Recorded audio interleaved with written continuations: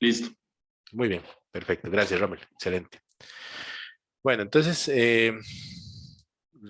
estábamos con el tema introductorio a la economía. Quisiera conocer de alguien que no haya tenido así un acercamiento muy grande con este tema y que no haya llevado un curso previo sobre el mismo, o que tenga una experiencia laboral relacionada con el tema, que pueda externar. ¿Qué se imaginan cuando hablamos de economía? ¿Qué se imagina que es?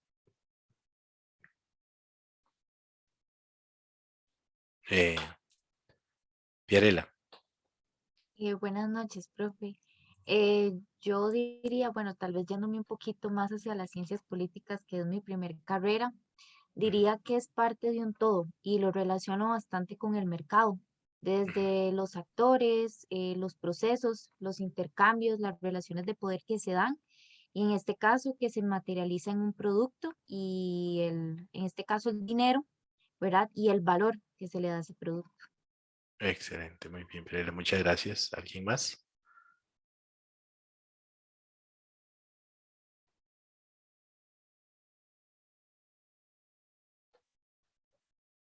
Nicolás. Sí, don Denis.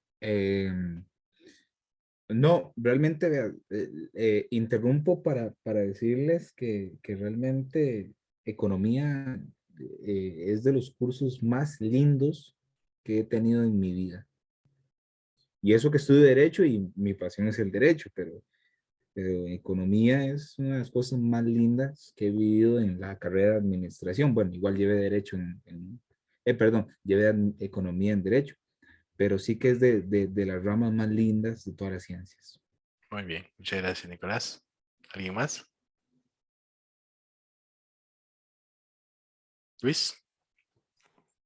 Ok, profe, bueno, desde mi formación, más como promotor de la salud, la economía es como un determinante a nivel social em, que puede influir en las personas, ¿no? Eso es lo que yo considero. Y bueno, no sé si es una ciencia, pero creo que es un área que involucra los recursos y su distribución, ¿no? En la sociedad, tanto a pequeña escala como a gran escala. Muy importante ese tema de la distribución. Claro, claro, muy bien. Muy bien. ¿Quién más? Una persona más. Nada más para continuar con la presentación.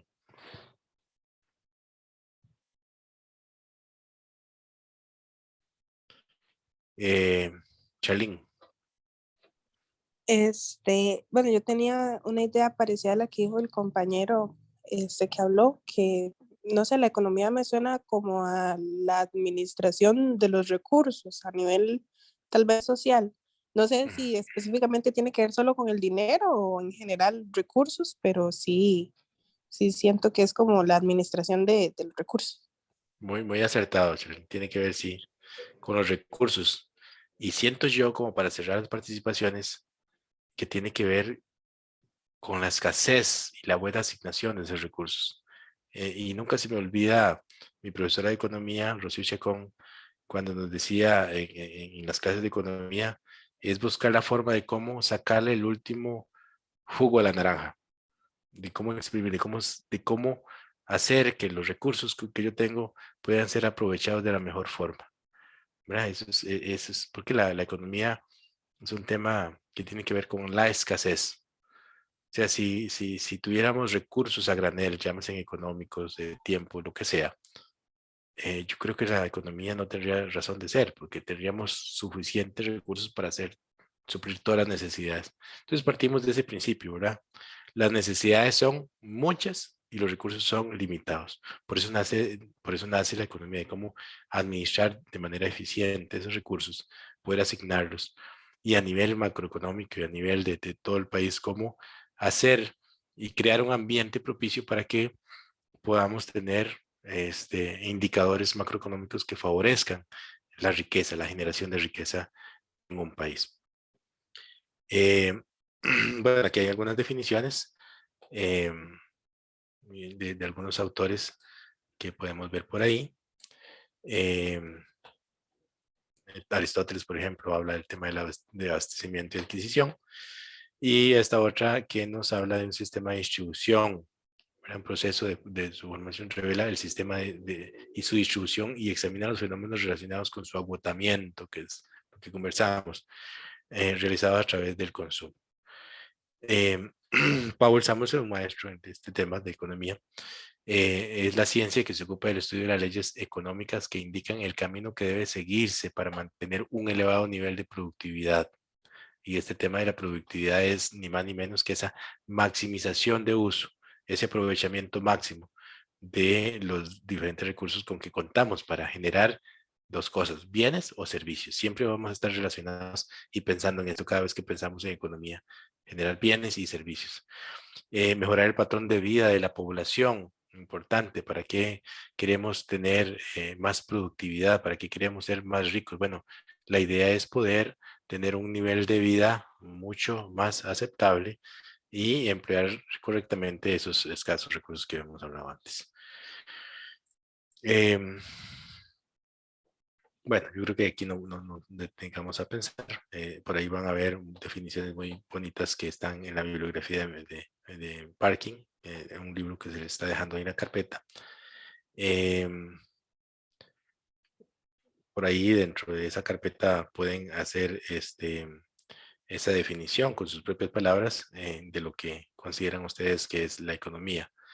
Todo está relacionado cotidianamente, estamos correlacionados de alguna u otra manera con temas económicos. La guerra de Rusia, Ucrania, tiene que ver evidentemente, nos está afectando muchísimo.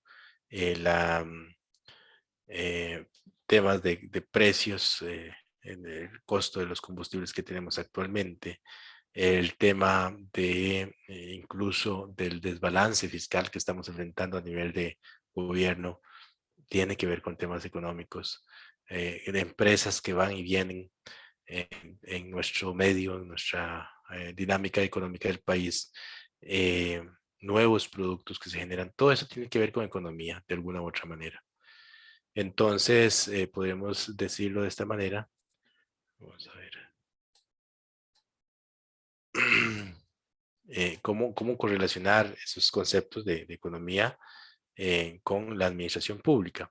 Bueno, si se mira como una organización el gobierno, si vemos a todo el gobierno como una sola organización, vemos diferentes administraciones públicas, diferentes actividades, diferentes fines que se buscan a través de la gestión pública.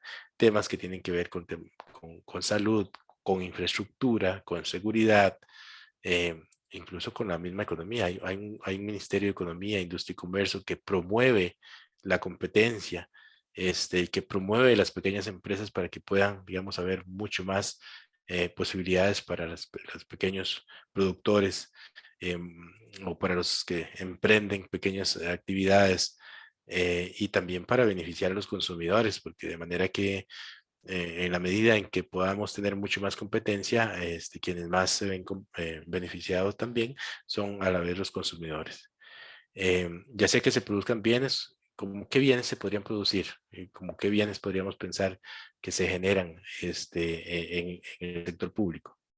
Porque también no solamente servicios de salud brindamos, no solamente servicios de, qué sé yo, como lo hace el ICE, etcétera. ¿Qué bienes propiamente tangibles se producen en la administración pública?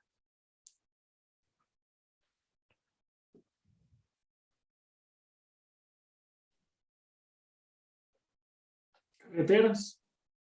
Las carreteras, ajá. Algo más tangible que usted diga es como un bien que yo voy al supermercado y lo compro. Antes, el Estado era mucho más productor de bienes. Ya eso hemos venido dejándolo más en manos de lo privado. Y si ustedes le preguntan a Otto Guevara, dirían, o sea, el Estado no debería estar participando en esa producción de bienes.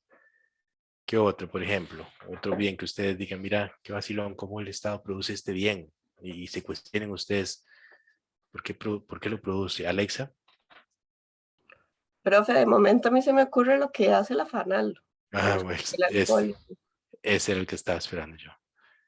Un Estado produciendo guaro, ¿verdad? Guaro cacique. Qué raro, ¿verdad? Uno se queda como pensando, bueno, todo eso son, digamos, como rezagos de lo que era el Estado empresario en aquel tiempo, hace algunos años atrás, donde tenía empresas el Estado.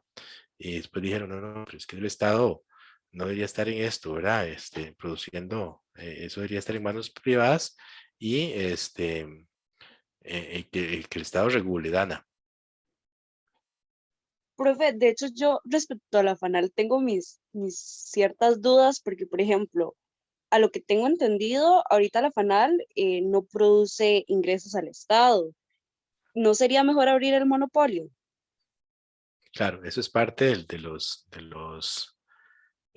cuestionamientos que hay en este momento, pero todo tiene que ver con temas de ideología y de protección a ciertos sectores, de poner en una balanza que es más beneficioso este, poner esto en manos privadas, pero a su vez la consecuencia social que eso tiene de despido de las personas, bueno, podrían absorber a muchos de ellos la empresa privada, pero bueno, es algo que es una decisión política que no se ha tomado. La FANAL incluso la tenemos ahí dentro de los temas problemáticos de regla fiscal porque la tenemos limitada con temas de gasto y se nos quiere salir, ¿verdad? Hay unos grandes esfuerzos ahí para que puedan eximirse del tema de regla fiscal. Eh, Carlos, adelante, Carlos Barquero. Sí, bueno, me llama muy, bueno, sí me genera un poquillo de ruido el tema de abrir monopolios. Realmente yo soy de los que cree que por lo menos cuando se trata de monopolios públicos o de servicios públicos, como bueno, por ejemplo en Costa Rica el tema de la gasolina, la producción de alcohol antiséptico, que es el bien que está monopolizado por FANAL, en su momento las telecomunicaciones también. Realmente yo no creo que la solución para mejorar o hacer eficiente un servicio o la producción de un bien sea abrir el monopolio, porque en realidad no hay garantía de que con la competencia primero se vaya a mejorar el servicio y después se vayan a abaratar costos, porque dependiendo también de la cantidad de, digamos, de empresas y de entes que entren en ese régimen de competición, y podrían llegar hasta inclusive a pactar precios, a hacer un cártel. Entonces, para mí realmente el tema de la eficiencia y la eficacia en la gestión por lo menos de lo público, que es lo que le compete a la administración pública, no debería estar relacionado con que si un servicio es brindado desde un monopolio o desde competencia libre. Correcto. Nosotros hemos hecho, hay una comisión creada desde el año pasado que se llama Coprocomo, está en el Ministerio de Economía, Industria y Comercio. Esta comisión es encargada de favorecer el tema de competencia, propiamente especializado, es un ente técnico de muy alto nivel, y precisamente dentro de los problemas o dentro de los argumentos o eh, sí, argumentos que aporta CNP, porque FANAL forma parte del CNP, ¿verdad? Está dentro del Consejo Nacional de Reproducción, es un programa más. Para poder salirse de la regla fiscal es que ellos son una empresa competitiva, ¿verdad? Entonces nosotros mandamos la consulta a Coprocom, le decimos, díganos usted, ente técnico, ¿son competitivos o no? Coprocom es muy claro en decir, FANAL es competitiva en cuanto a la comercialización de los licores, pero en cuanto a la producción de alcohol es un monopolio, o sea, ahí no ellos quieren salirse de todo, ¿verdad? Entonces, el Coprocom lo ha dejado muy claro. Este, Uno diría, de ahí, digamos, FANAL no es un monopolio en cuanto a la comercialización, porque usted va al supermercado y puede comprar Guaro Cacique o Ron Rico o todos los rones que hayan por ahí que son, digamos, más o menos similares a los que produce FANAL. En ese caso no hay monopolio. El monopolio sí específicamente está en la producción exclusiva del alcohol, ¿verdad? Entonces uno se pregunta antes de eso, bueno, ¿por qué debería estar la producción de alcohol en manos de una empresa pública y por qué no se podría abrir al mercado eso y qué consecuencias tendrían, ¿verdad? Eso es algo que tendría que analizarse y las consecuencias que eso podría generar, ¿verdad? Y las razones de por qué no. Si la razón es por proteger a un grupito que siempre se ha protegido y para no despedir, yo creo que no es muy válida ese argumento, ¿verdad? Pero bueno, muy interesante este tema de la FANAL, así como esos, bueno, y ahí, por ejemplo, propiamente lo programa PAI del CNP, uno se pregunta, ¿verdad?, ¿qué función está cumpliendo?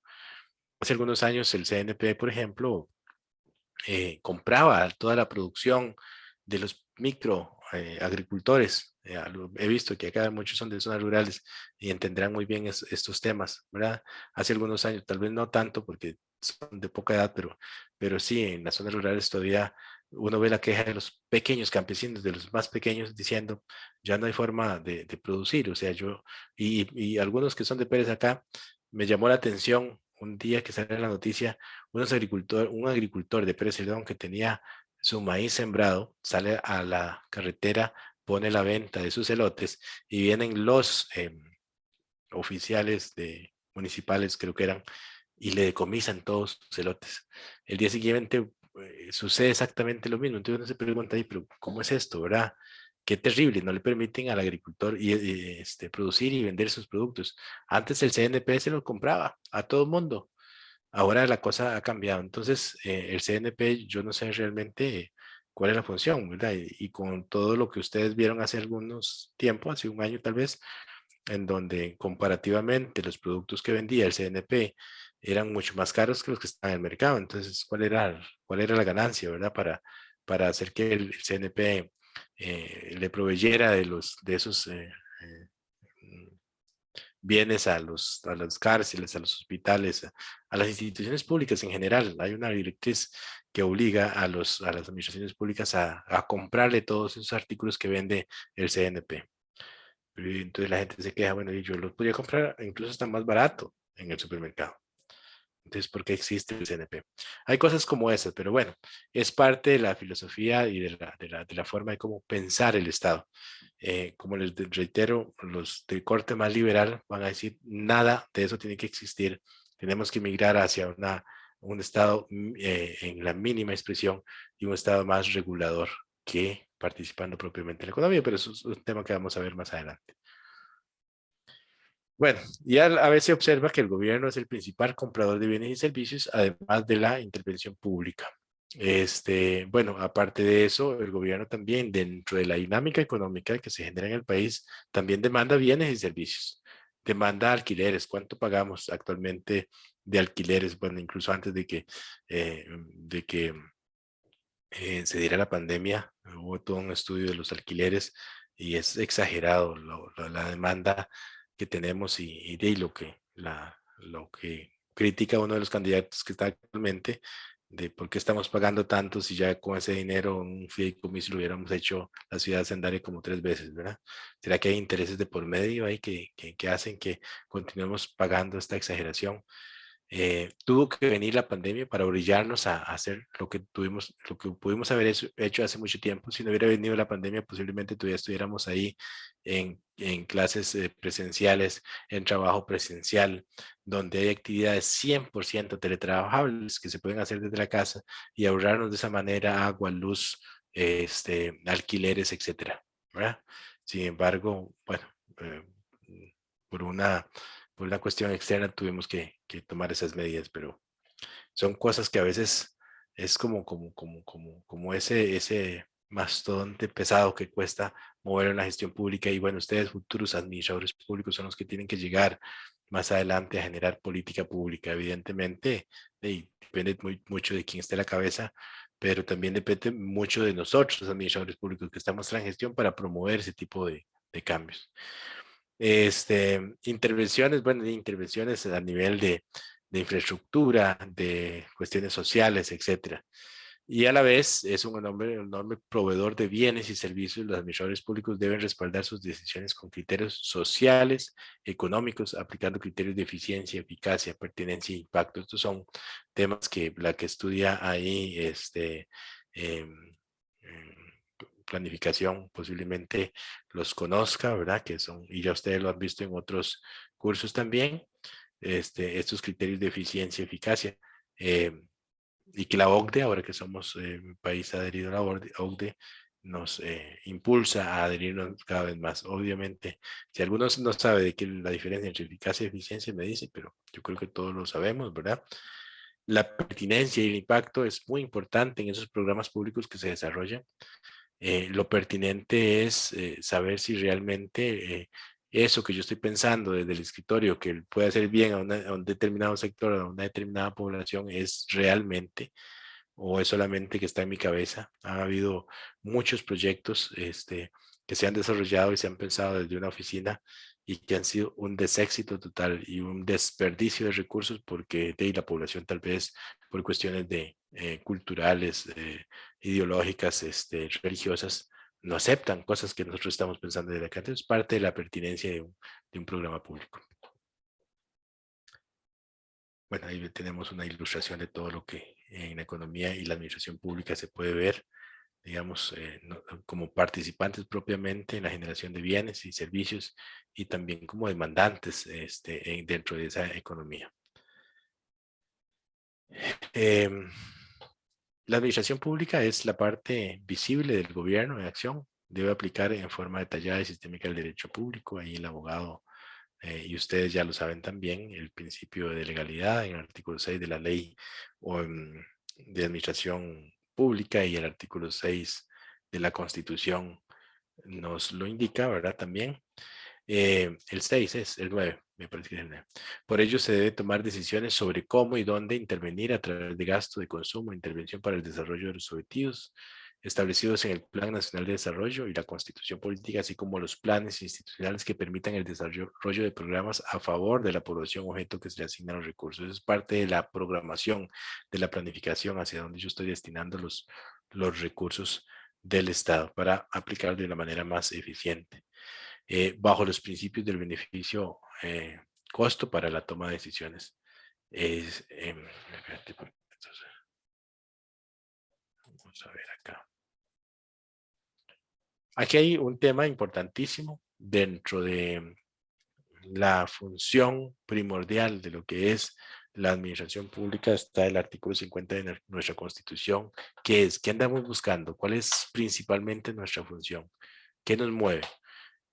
Procurar el mayor bienestar a todos los habitantes, de acuerdo a este artículo 50 de nuestra Constitución. Y eso lo tienen que llevar aquí grabados, y yo espero que en este curso, si no lo tienen, les quede grabados en su disco duro, de que eso es realmente lo que nos mueve como administración pública.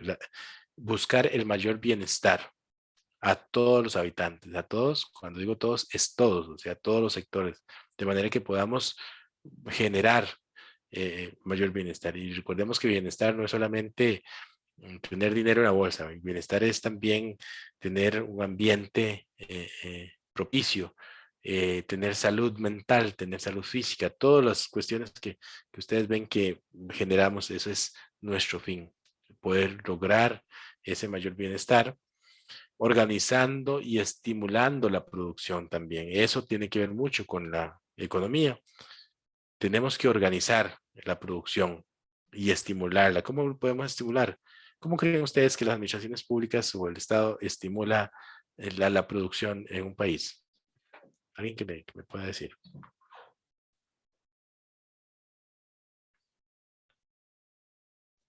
Si yo genero... adelante, Sion. ¿Perdón? La inversión extranjera. Atraer inversión extranjera, eso hace que haya más empleo, que esa gente que se emplea compre más, sí, dinamiza más la economía. Muy bien, Sion, ¿qué más? Apoyar al pequeño y mediano emprendedor también. ¿A través de qué, por ejemplo? Oportunidades tal vez como en la parte económica, si no tienen los fondos suficientes para poder iniciar y emprender.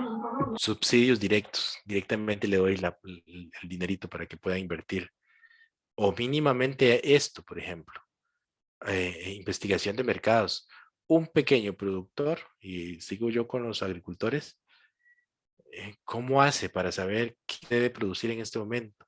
¿Cuál es el mejor producto? Ya si no puede vender los elotes, entonces póngase a producir en aquello que sí somos competitivos y que incluso podemos hasta exportar y generarle y cambiarle su realidad económica. Pero eso tiene que existir alguien que lo asesore, no sé, la gente del MAC en coordinación con COMEX o qué sé yo, de manera que podamos guiar a nuestros agricultores, a nuestros productores en general, hacia dónde y cómo deben de producir.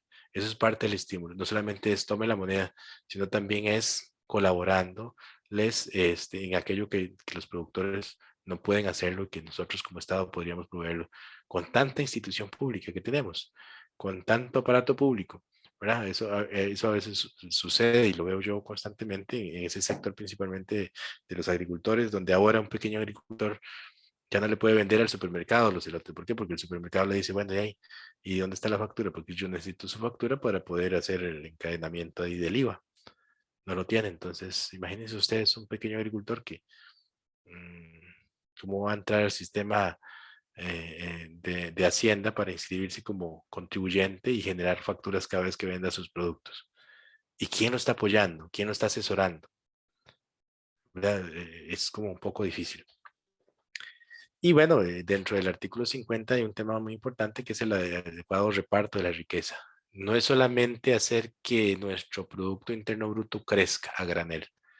Más en la última parte del curso vamos a hablar del tema del Producto Interno Bruto que nos estamos adelantando. Pero no solamente generar riqueza, sino es generar los mecanismos de que esa riqueza quede lo más repartida posible en toda la población. ¿Verdad? Que no sea como aquella teoría Smith que dice que la riqueza la genera la empresa privada y la empresa privada va a generar tanta riqueza que se va a desbordar esa copa y que se va a derramar entre los más pobres, ¿verdad? Pero lo que sucede es que cada vez que crece esa riqueza, la copa la hacen más grande y nunca se derrama nada para los pobres. Entonces eso crea desigualdad. Vamos a ver más adelante ahí un indicador que posiblemente ustedes lo han escuchado, que es el índice de Gini, que nos dice qué grado de desigualdad tenemos, qué grado de concentración de esa riqueza en pocas manos se está generando y no se está repartiendo entre los más desprotegidos. Si hay alguien que quiere participar, participa de una vez, no hay ningún problema. Bueno, aquí lo vemos. Conlleva que el gobierno, uno de los componentes del Estado, deba diseñar e implementar políticas y programas públicos que incidan y regulen las actividades económicas de las personas y las empresas.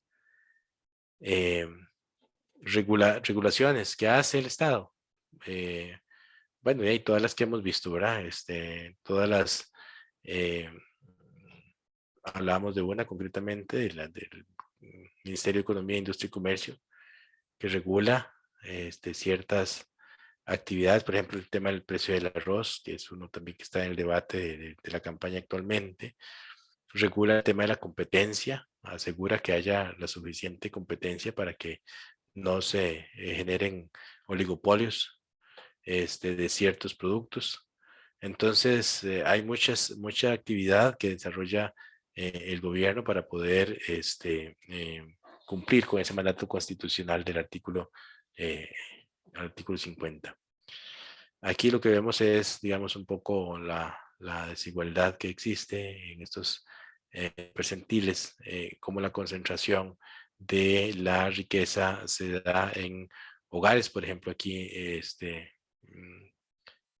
un promedio de ingreso mucho mayor en este tercer percentil comparado con los iniciales, pero un poco lo pueden ver en ese cuadro.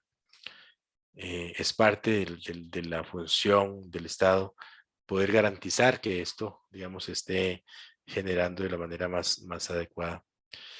Bueno, entonces para eso y para garantizar tanto la regulación, la producción de bienes y servicios y programas que posibiliten más la equidad, es que se generan políticas públicas y se implementan a través de diferentes programas, ¿verdad? Que ustedes en algún momento conocen. Esos programas son unidades de planificación propiamente. Yo planifico, diseño y se operan a través de una serie de actividades que se vinculan entre sí para perseguir ciertos objetivos a través de la prestación de un bien o servicio a una población en general. Entonces aquí lo vemos de manera gráfica, se asignan recursos, se asignan presupuestos, se asignan recursos a ese programa público con un fin específico, generando ya sea bienes o servicios a una población objeto, ¿verdad? A veces directamente tenemos que generar el servicio, el bien directamente porque hay alguna imperfección en el mercado o no es posible que la empresa privada lo genere, entonces el Estado tiene que intervenir para poder generar ese bien o y la mayor parte que lo que hace son servicios, ¿verdad? Entonces, para eso, de acuerdo a lo que conversamos, la OCDE nos exige en toda esta dinámica de las administraciones públicas estos componentes que ya habíamos hablado: eficiencia, eficacia, economía, impacto, pertinencia, muy importante, y la sostenibilidad. ¿A qué se refiere sostenibilidad? A veces desarrollamos programas públicos en un contexto como sin visualizar el horizonte fiscal del Estado. Entonces, a veces los programas se quedan a medias, ¿verdad? Apenas empezamos unos cuantos años y nos dimos cuenta que era insostenible financieramente. Todo eso, a la hora de desarrollar programas públicos, se debe de considerar de manera que podamos garantizar. Y en eso estamos actualmente. Estamos trabajando en presupuestos plurianuales, que los presupuestos plurianuales, de acuerdo a la reforma del artículo 176 de la Constitución, busca poder tener un horizonte mucho más amplio, y para aquellos programas o proyectos públicos, garantizar de que son sostenibles en el tiempo desde el punto de vista fiscal, de que no nos están comprometiendo a buscar financiamiento externo, incluso muy caro, que después va a venir a desbalancear las finanzas del Estado como las tenemos actualmente, donde el presupuesto que maneja el Estado, el gobierno central en este momento, es financiado 50% con deuda. Imagínense ustedes o sus familias teniendo que cada mes buscar 50% de todos los gastos que tienen para pagar la universidad, el colegio o la escuela de los chicos, la alimentación en algunos casos. O sea, al papá, a la mamá o al responsable del manejo de las finanzas de esa familia, tienen que ir todos los meses a buscar la mitad del dinero para poder sufragar sus gastos. Eso es algo muy crítico, y a eso hemos llegado. Y muy probablemente ha sido, bueno, entre otras causas, el compromiso de ciertos programas públicos o de ciertos proyectos que no debieron desarrollarse, o que debieron de diseñarse de manera diferente para no presionar más la forma en cómo veníamos manejando nuestras finanzas.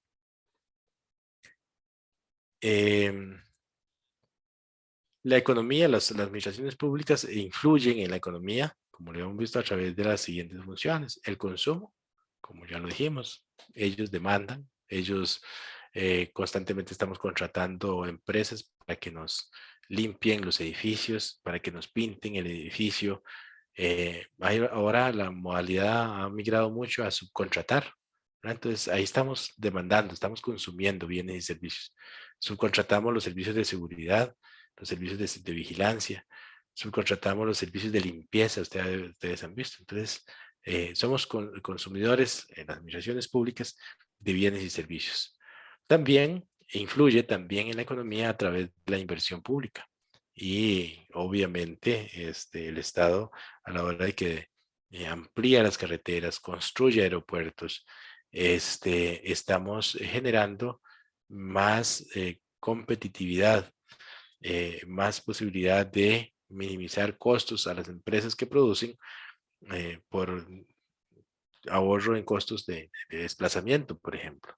Entonces, eso es una forma en cómo el Estado interviene o afecta la economía a través de la inversión que haga en, por ejemplo, también la educación. Nosotros somos un país distinguido a nivel de Centroamérica por el nivel de educación que tenemos, y muchas de las transnacionales que vienen acá son atraídos precisamente por esa inversión pública que hemos hecho en educación.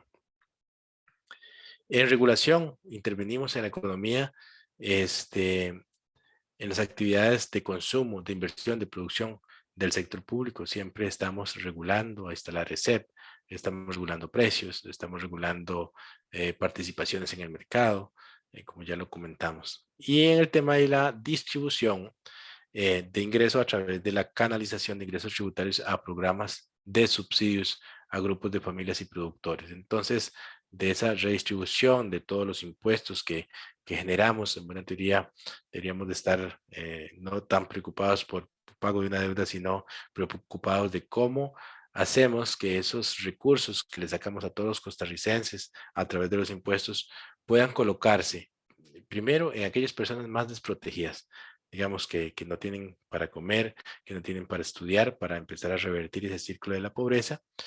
Y también en subsidios directos para empresas, como lo comentamos al inicio, para poder hacer que la empresa camine, para poder hacer que la empresa pueda avanzar, crecer, etcétera, ¿verdad? Entonces, es parte de la función de la redistribución que tiene el Estado.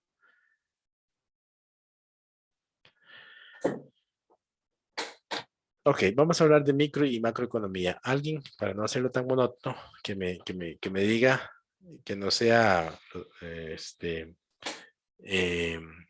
los que ya llevaron el curso de economía, qué es micro y qué es macro para ustedes. ¿Qué es microeconomía y qué es macroeconomía? Bueno, yo entiendo por micro que son las pequeñas y medianas empresas. Ajá. Y la macro, bueno, las grandes empresas, las transnacionales. Por ahí anda, pero no concretamente. La micro tiene que ver más con la dinámica, digamos, del mercado propiamente, cuál es esa interacción que se da, temas de oferta y demanda, todo ese análisis económico que se da entre empresas, entre productores y consumidores, que es esa dinámica, ¿verdad? Vamos a ver más adelante cómo esas fuerzas del mercado llegan a un punto de equilibrio y hay un precio de mercado y en un mercado competitivo. Vamos a ver también que hay diferentes mercados, no necesariamente el mercado competitivo, que es el que vamos a dedicarle mucho tiempo, sino también hay otras figuras de mercado que son estas, precisamente las que no queremos, monopolios, oligopolios, oligopsonios, una serie de distorsiones del mercado, que es donde precisamente el Estado tiene que intervenir para regularlas. Y la macroeconomía tiene que ver con los grandes agregados, más bien, digamos, cuáles son aquellas indicadores que se dan a nivel país, ¿verdad? Y que nos permiten hacer comparativos entre ellos. Vamos a ver estas dos definiciones. Una persona que me lea la definición de micro y otro que me lea la definición de macro, sin leer los ejemplos.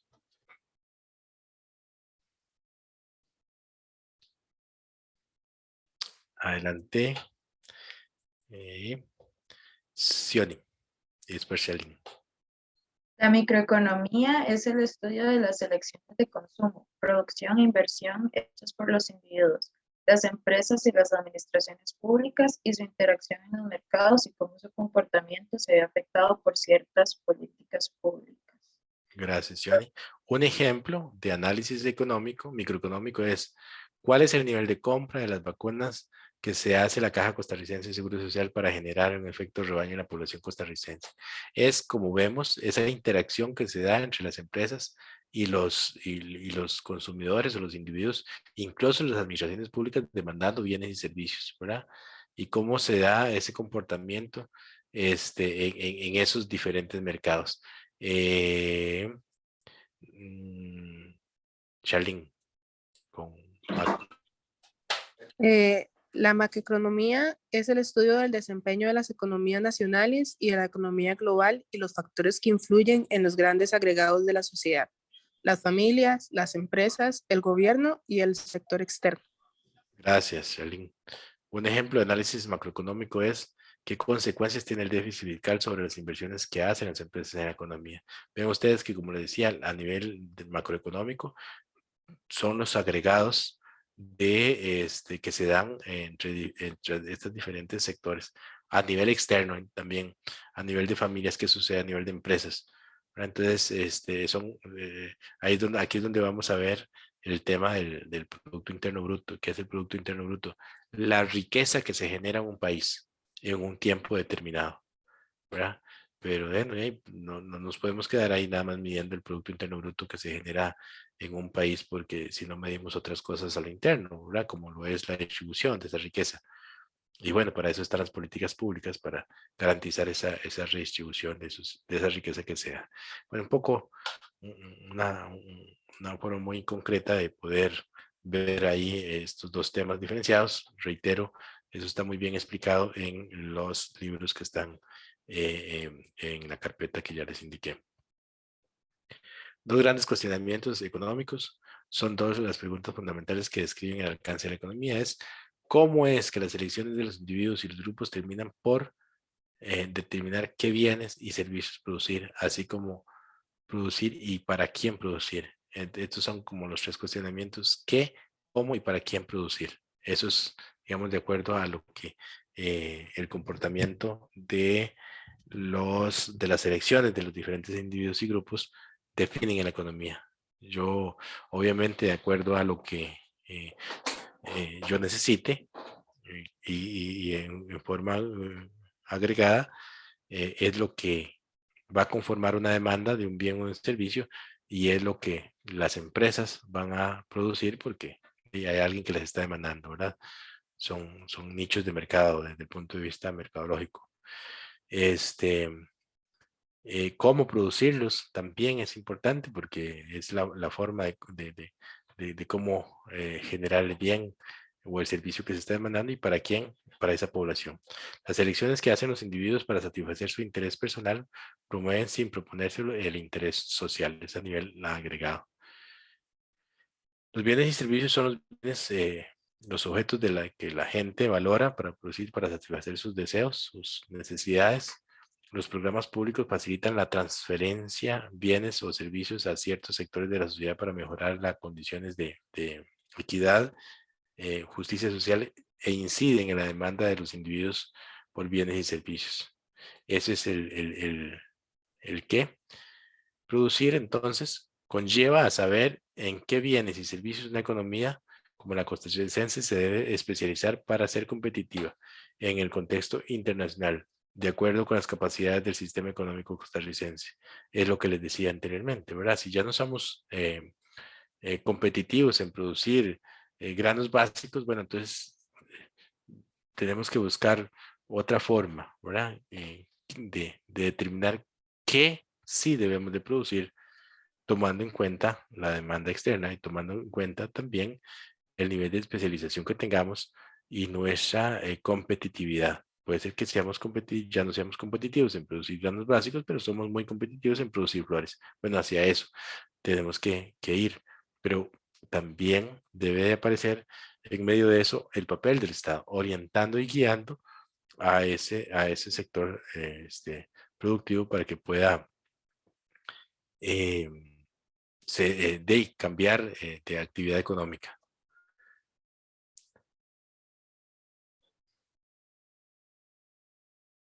Bueno, eso es parte de lo que conversamos, ¿verdad? Cómo hemos ido migrando, desplazándonos de una actividad agrícola, del sector primario, a un sector más industrializado, ¿verdad? Para producir actividades más importantes y competitivas tal vez que podamos tener. El cómo. Los bienes y servicios se crean utilizando los recursos productivos que los economistas denominan los factores de producción. Cuando yo estudiaba economía, en los primeros cursos teníamos 3 factores de producción: tierra, trabajo y capital. Ahora tenemos más, ¿verdad? Y ahí se le agregan las habilidades empresariales y la tecnología, el cambio tecnológico, ¿verdad? Eso son la forma de cómo yo voy a generar los bienes y servicios que me demanda ya sea los individuos o los conglomerados de esos individuos. ¿Para quién beneficia la actividad productiva? ¿Quién consumirá los bienes y servicios dependiendo de los ingresos que ganan las familias? Por ejemplo, la tierra produce rentas, ¿verdad? Que son todos los alquileres que vamos a hacer. El trabajo, ahí cuando veamos el modelo del circular de la renta, esto va a quedar más claro. El trabajo produce salarios, ¿verdad? Que es lo que pagan las empresas a su personal, y el capital produce intereses. Las habilidades empresariales producen dividendos y la tecnología, las patentes, ¿verdad? Entonces, el esfuerzo por satisfacer el interés personal promueve sin proponerse el interés social, habíamos dicho. Veamos, por ejemplo, todos los días casi 8.000 millones de personas de todo el mundo hacen elecciones económicas que definen qué bienes y qué servicios producir, ¿verdad? Cómo y para quién. Estas elecciones son hechas por individuos que buscan satisfacer su interés personal. Pero estas elecciones promueven el interés social. ¿Ustedes qué creen? sea, cada uno demanda lo que requiere, ¿verdad? Y la mitad de esos demandantes está en China. Hay muchos chinos, ¿verdad? Ahí es donde está la demanda inmensa, ¿verdad? Hay un gran mercado por ahí. Pero ¿será que estas elecciones promueven el interés social? ¿Ustedes qué creen?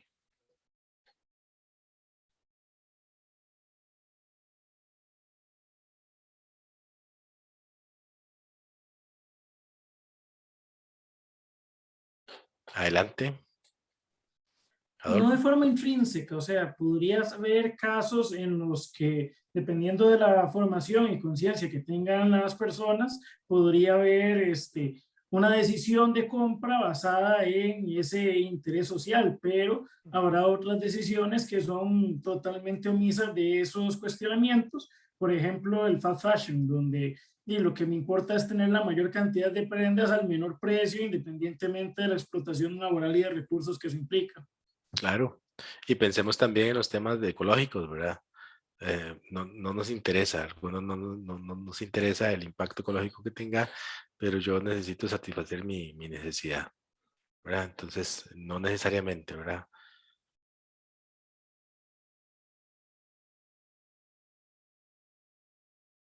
Y eso es parte, digamos, de esos conflictos que se generan entre el interés personal y colectivo, es donde interviene el Estado para regular, ¿verdad? Que viene a mediar entre esas diferentes actividades y además, evidentemente, a buscar ese cumplimiento del artículo 50 que habíamos hablado. Eficiencia del interés social. La utilización de los recursos es eficiente si es posible lograr que alguien esté en una menor posición a expensas de alguien más. La equidad se refiere a la justicia de la repartición, pero los economistas tienen diversos puntos de vista respecto a qué es justo y qué no, ¿verdad? La idea de que el interés social solo se ve afectado, perdón, solo se ve satisfecho cuando existe un reparto justo, está muy arraigada, pero ¿qué es justo? Ese es el gran dilema de los economistas. Esto es un reportaje del año 2017 en relación con la posición de la distribución del ingreso en Costa Rica. Si vemos cómo hemos seguido en este tema de distribución del ingreso, cada vez vamos siendo más desiguales. Eso según el informe de la CEPAL. El índice de Gini nos dice o nos explica el nivel de concentración que hay de la riqueza que se genera en un país, ¿verdad? Entonces, cada vez estamos siendo más desiguales y tendríamos que revisar las políticas del gobierno, del Estado, para ver qué es lo que está sucediendo en cuanto a esa desigualdad que cada vez se profundiza más, sobre todo en temas de Latinoamérica, y Costa Rica no escapa de esa situación. Aquí lo vemos de manera histórica desde el año 98, como esa tendencia cada vez más se acerca a uno. Uno, digamos, es la mayor desigualdad y entre más bajo es el mayor igualdad, digamos. Entonces, hemos visto como siempre hay una tendencia creciente en cuanto a esa desigualdad medida desde el año 98 hasta el 2016, como vemos ahí. En esos casos debemos de tomar temas que ilustran la tensión que existe entre esos diferentes intereses sociales y personales, como son la globalización, los monopolios en la era de la información. Esto es un tema súper importante, digamos, actualmente. El cambio climático y la inestabilidad económica. Y sobre todo en el contexto en el que estamos viviendo actualmente, se profundiza aún más. En cuanto a la globalización, el término de globalización se refiere a la expansión del comercio internacional, del otorgamiento y la recepción de empréstitos y la intervención. Recuerdo que esta palabra, cuando yo estudiaba economía, era como muy novedosa, no teníamos claridad qué significaba eso, pero bueno, ahora yo creo que estamos mucho más inmersos en todo esto y es muy natural para uno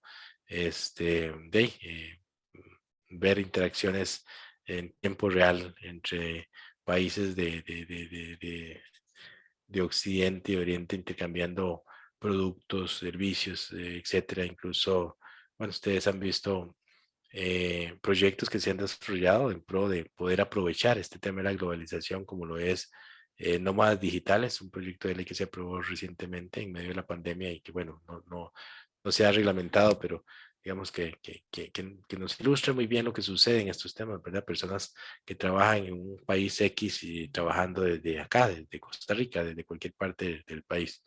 Entonces, eso son oportunidades que se podrían generar aprovechando este fenómeno, ¿verdad? De la globalización. O también puede ser que barra con nosotros si no se maneja bien. Posibilidades también de poder accesar por parte de los consumidores a productos y servicios de mucho menos valor que producirlos acá, y sobre todo en el tema de la especialización. Podemos migrar más hacia la importación de productos en los cuales no somos competitivos y especializarnos en aquellos en los que sí lo somos. Bueno, y hay riesgos inherentes en medio de todo esto. Por ejemplo, el tema, si uno quiere ampliarlo, el tema de la seguridad alimentaria, ¿verdad? Muchas veces estamos poniendo en manos de terceros, en manos de otros países, nuestra seguridad alimentaria. Lo vemos, por ejemplo, con el tema de los arroceros, en donde cada vez van quedando menos arroceros y están vendiendo su maquinaria porque con los precios que se están poniendo y las importaciones que se hacen, los márgenes de ganancia son cada vez menores. ¿Y eso qué significa? Que, bueno, ya no vamos a tener productores competitivos, productores con alta tecnología, y estamos dependiendo de la producción de otros países. ¿Y qué sucede en el caso nuestro, Uruguay, por ejemplo? ¿Y qué sucede con una situación que se pueda generar en esos países proveedores? Nosotros lo sufrimos y no hay forma de poder eh, este, revertirlo en el corto plazo. Entonces son cosas que, digamos, pros y contras que se podrían generar en un contexto como esto. Vamos a ver la otra, los monopolios, que son, digamos, en la era de la información. El cambio tecnológico experimentando en los últimos 40 años ha sido denominado la revolución de la información. Está favorecido ineludiblemente el interés personal. Obviamente, por eso estamos hoy acá, sin tener que interactuar personalmente, y lo hacemos a través de una pantalla. Y eso nos favorece y les ha favorecido a muchos. Compañero que estaba en los Chiles, por ejemplo, llevando el curso desde allá sin tener que desplazarse. ¿Cuántos costos nos simplifica eh, el uso de esta tecnología de la información?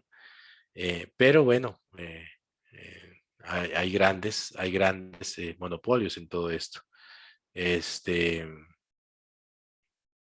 Por ejemplo, Bill Gates, Microsoft, etcétera, cuya riqueza es incalculable, ¿verdad? Con estos temas que manipulan. Ustedes han visto cómo, y ustedes, yo creo que mejor que nosotros, los que tenemos un poco más de edad, saben cómo se mueve este asunto. En temas, por ejemplo, de redes sociales también, cuánto significa. En el otro tema, el cambio climático, muy importante, muy actual.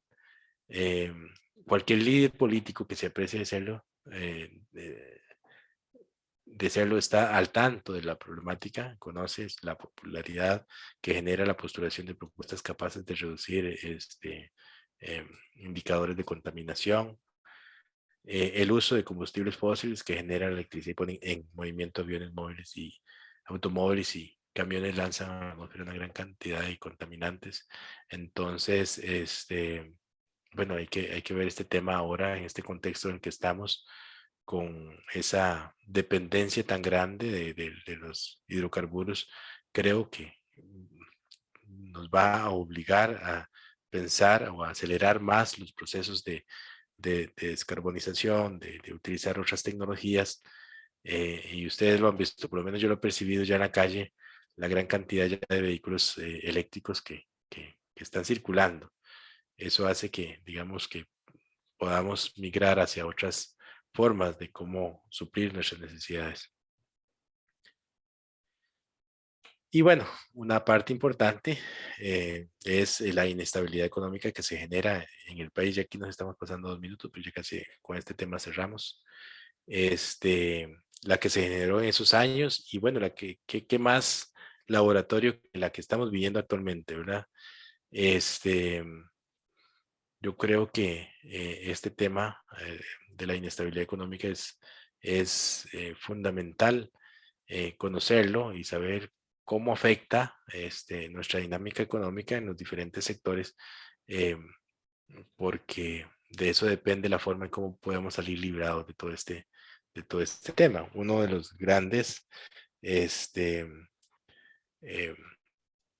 disparadores del gasto público que tenemos actualmente y que nos ha llevado a la situación fiscal en la que estamos ha sido precisamente la crisis del 2009.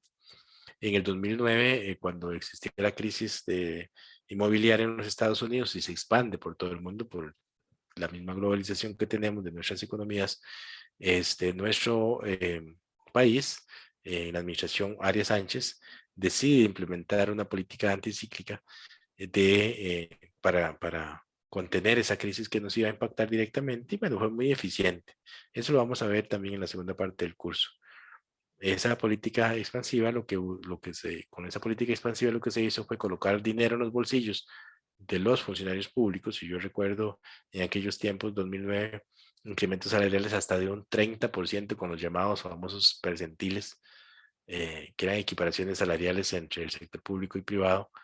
Y claro, muy bien, o sea, yo puedo mitigar los efectos de una crisis mundial colocando dinero en los bolsillos de la gente para que la economía se dinamice y compense los efectos que tiene la disminución en las exportaciones, pero lo ideal hubiera sido con una forma temporal de hacer esa dinámica, pero con algo que no se puede revertir como es la dotación de más salarios, es lo que nos llevó a esto, ¿verdad? Con incrementos, imagínense ustedes, de un 30% de salario en algunos casos.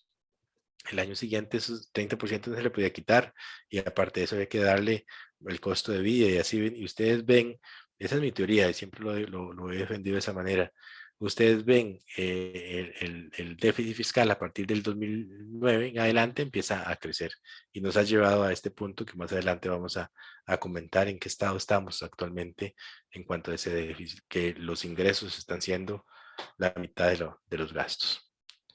¿Algún comentario? ¿Duda hasta el momento?